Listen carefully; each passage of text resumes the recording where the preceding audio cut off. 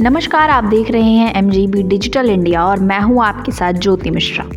भारत का पड़ोसी देश नेपाल इतिहास में आज तक किसी का गुलाम नहीं बना। एक और जहां भारत पर कई आक्रमणकारियों ने आक्रमण किया, लूट और तबाही मचाई, अंग्रेजों ने तो इस लूट को चरम सीमा तक पहुंचा दिया था। ब्रिटेन ने भारत पर 200 साल तक राज किया था। सिर्फ भारत ही नहीं बल्कि ब्रिटेन ने दुनिया के 56 देश को अपना गुलाम बनाया था। एक स्टडी के मुताबिक ब्रिटेन ने तकरीबन दुनिया के 90% देशों पर हमला किया था। यहाँ तक कि दुनिया के सबसे ताकतवर देश अमेरिका को भी ब्रिटेन ने अपना गुलाम बनाया था। दुनिया में कई देश ऐसे भी हैं जो ब्रिटेन के गुलाम नहीं रहे, जिनमें नेपाल, भूटान, ईरान, सऊदी अरब जैसे देश शामिल हैं। लेकिन इन देशों में एक देश ऐसा भी है जिस पर इतिहास में ब्रिटेन तो क्या किसी भी बाहरी शासक ने राज नहीं किया। आइए जानते हैं क्या है पूरी खबर।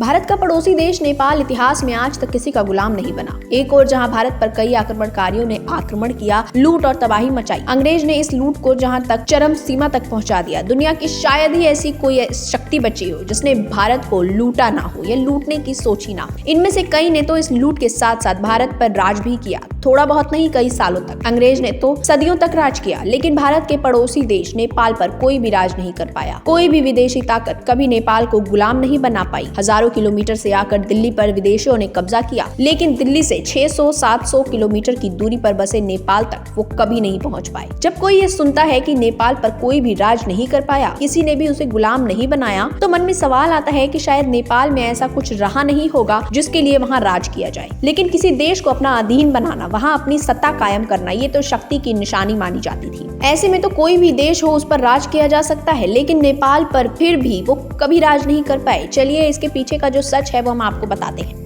दरअसल ऐसा नहीं था कि नेपाल कोई मामूली देश या गरीब देश था, इसलिए वहाँ कब्जा नहीं हुआ। नेपाल, तिब्बत, भारत और चीन के बीच होने वाले व्यापार के लिए एक प्रमुख केंद्र था। सारा व्यापार इसी रास्ते से होता था। नेपाल पर ऐसा नहीं है कि मुस्लिम शासकों ने राज करने की कोशिश नहीं की। सबसे पहले शमशुद्दीन इलियास शाह ने 1349 में नेपाल पर हमला किया, काठमांडू को लूटा, लेकिन कुछ समय बाद ही गोरखसी ने शमशुद्दीन को वापस भेज दिया। दूसरी बार नेपाल पर 18वीं सदी में मीर कासिम ने हमला किया, लेकिन मीर कासिम की सेवा को नेपाल के गोरख सेना ने हराकर वापस भेज दिया। अंग्रेजों ने भी नेपाल पर राज करने की कोशिश तो की थी। इसके लिए एक बहुत बड़ा युद्ध भी हुआ था। दरअसल 1814 से लेकर 1816 तक अंग्रेजों और नेपाल के बीच युद्ध हुआ, जिसे गोरख युद्ध कहा गया था। गोरखा साम्राज्य, जिसे आज नेपाल कहा जाता है, और ईस्ट इंडिया कंपनी के बीच ये युद्ध हुआ था। उस समय अंग्रेजों का कब्जा पूरे भारत पर नहीं था, सिख साम्राज्य का दबदबा था। गोरखा साम्राज्य भी उस समय काफी शक्तिशाली था। भारत में अभी के राज्य सिक्के, कुमाऊं और गढ़वाल पर उन्होंने कब्जा कर लिया था। गोरखाओं के मन में था कि वो अवध पर कब्जा करे। अवध जो ईस्ट इंडिया कंपनी के अधीन था। अंग्रेज और गोरखाओं के बीच युद्ध हुआ और युद्ध का परिणाम नहीं निकला। दोनों के बीच एक समझौता हुआ जिसे सुगौली का संधि कहा जाता है। इसके बाद गोरखाओं ने अंग्रेजों को कुमाऊं और गढ़वाल क्षेत्र सौंप दिया और अंग्रेजों ने नेपाल पर दोबारा हमला न करने का वचन दिया। फिलहाल आज की इस रिपोर्ट में इतना ही। बाकी की तमाम खबरों के लिए देखते रहिए MGB डिजिटल इंडिया। धन्यवाद।